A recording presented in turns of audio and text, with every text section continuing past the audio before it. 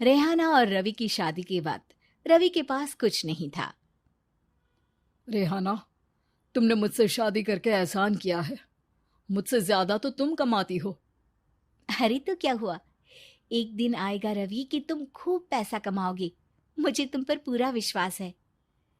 रवि और रेहाना खुद को स्टैंड करने के लिए पूरी मेहनत करते। रेहाना, मैं नौकरी नहीं करना चाहता हूँ। तो कोई बात नहीं, मैं नौकरी करके घर चलाती हूँ, तुम बिजनेस सेट करने की कोशिश करो। एक दिन रेहाना, तुम जानती हो, मैंने जो विज्ञापन बनाने वाली कंपनी खोली थी ना, उसे बड़ी ब्रांड का ऑफर आया है। अब हम लोगों के दिन ब्यारे न्यारे हो गए हैं। मैं जानती थी रवि कि एक दिन तुम सेटल हो जाओगे। रवि का काम अच्छा चल जाता है। एक दिन वो रेहाना से कहता है, रेहाना, अब हम लोगों का बच्चा भी हो गया है। बहुत छोटा है वो। उसका ख्याल कैसे रखेंगे हम? कैसे क्या, मैं गांव से माँ को लेकर आ जाती हूँ। नौकरी से हाफ डे ले लिया करूंगी। अभी तो वो छोटा है, स्कूल जाने तक मैं मैनेज कर लूंगी। देखो रेहाना, मैं अब अच्छा कमा रहा हूँ। तुमको नौकरी करके परेशान होने की कोई जरूरत नहीं है। अरे कैसी बात कर रहे हैं, मैं अपनी लगी लगाई नौकरी कैसे छोड़ दूं? और मैंने तो सुना है हम लोगों को कुछ ही महीनों में सरकारी नौकरी मिल जाएगी। सरकारी नौकरी में कितना कमा लोगी? उतने में तो मैं ड्राइवर रख लूंगा। रेहाना को रवि की बात का थोड़ा बुरा तो लगता है। कम से कम मेरी नौकरी की इतनी बेइज्जती मत करो।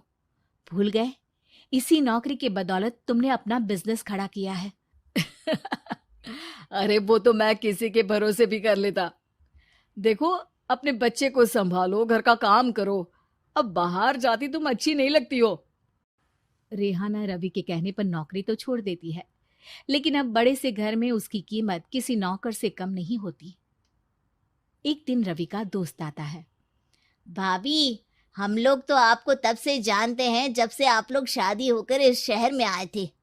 आपकी बदौलत ही सारा बिजनेस खड़ा हुआ है। ये किस्मत तो आप ही की है भाभी। हाँ हाँ भाई, हमारी मेहनत तो कुछ है ही नहीं। अरे होगी, लेकिन भाभी की किस्मत के आगे कुछ नहीं। दोस्त वहां से चला जाता है, लेकिन रवि का गुस्सा सातवें आसमान में होता है। देखा कैसे बोल रहा था? अरे बिल्कुल अच्छा आदमी नहीं है ये। कैसी बात कर रहे हैं आप? प्रशांत भैया तो बहुत अच्छे इंसान है रवि। कैसे उन्होंने हमारे मुश्किल वक्त में हमारा साथ दिया था। अरे था पैसा तो साथ दिया, नहीं तो कौन पूछता है? रवि का व्यवहार पैसा आते ही अलग हो गया। वो बंदे को बंदा नहीं समझता। घमंड से घिरे रवि ने तो एक दिन हद ही कर दी।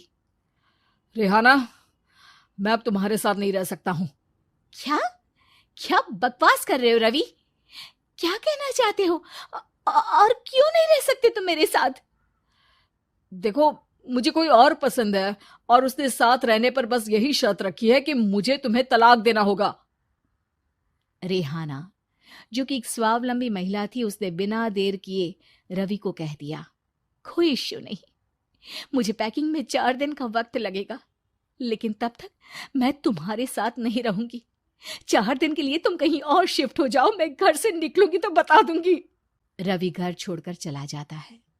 रेहाना को दुख होता है, वो रोती है, लेकिन व्यवहार से स्ट्रांग रेहाना को पति के वापस आने का और उसे सबक सिखाने का पूरा भरोसा था। फिर एक दिन, अरे शुशिका, कब शादी करोगे तुम मुझसे? यार मैंने तो सोचा था तुम शादी से पहले मुझे विदेश लेकर जाओगे, महंगी कार दिलाओगे। अरे सब दिला दूंगा, लेकिन पहले मुझसे शादी तो कर लो। हाँ हाँ, क्यों नहीं। मैं कुछ दिनों के लिए अपने मम्मी पापा के पास जा रही हूँ और लोगों से अपनी शादी की बात करूंगी। अरे शुशिका, कैसे रहूंगा मैं तुम्हारे बिना? अब तो शादी ही होने वाली है हम लोगों की। शुशिका रवि को छोड़कर चली जाती है। रवि घर आता है, जहां रेहाना को ना पाकर उसे सब अजीब लगता है। घर तो रेहाना के बिना कुछ नहीं है। बच्चे की याद भी आ रही है। चलो एक वीडियो कॉल कर लेता हूँ। रवि रेहाना को वीडियो कॉल करता है, लेकिन रेहाना फोन नहीं उठाती। रात को सोते वक्त मन कर रहा है मुन्ने को गले लगा लूं। चलो कोई ना, शुशिका से शादी के बाद मेरे और भी बच्चे होंगे। अगले दिन रवि ऑफिस जाता है, जहां टीना खड़ी होती है। सर, आपने अपने नए ऐड के लिए मॉडल की रिक्वायरमेंट डाली थी ना, मैं उसी के लिए आई हूँ। रवि टीना को देखकर खुश हो जाता है। अब शादी हो गई है तुम्हारी? नहीं सर, बस अच्छा सा हैंडसम और अमीर लड़का देख रहे हैं मेरे मम्मी पापा। रवि के दिमाग से तो